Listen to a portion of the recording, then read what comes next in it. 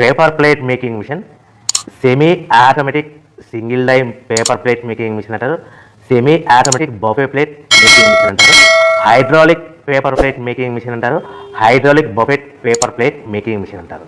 So మనం ఈ machine కొనుక్కున్న తర్వాత దీనికి వచ్చే 1 HP మోటార్ని మనం ఇంటి కరెంటు మీటర్ కాకుండా దీనికి సపరేట్గా commercial category to single phase metre తీసుకోవడం వలన భవిష్యత్తులో ఎలక్ట్రిసిటీ డిపార్ట్మెంట్ నుంచి మీకు ఎలాంటి ప్రాబ్లమ్స్ ఉండవని మంచి సలహా ఇస్తున్నాను, పాటించవలసిందిగా కోరుతున్నాను.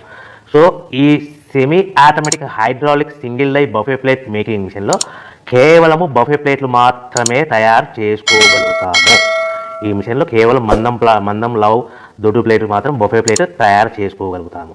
సో ఈ మిషన్లో ఎలాంటి టిఫిన్ ప్లేట్లని, డోనా కప్పులని, ప్రసాదం కప్పులని, స్నాక్స్ ప్లేట్స్ అని, టీ కప్పులని తయారు చేసుకోలేమని మీకు అందరికీ సలహా ఇస్తున్నాను.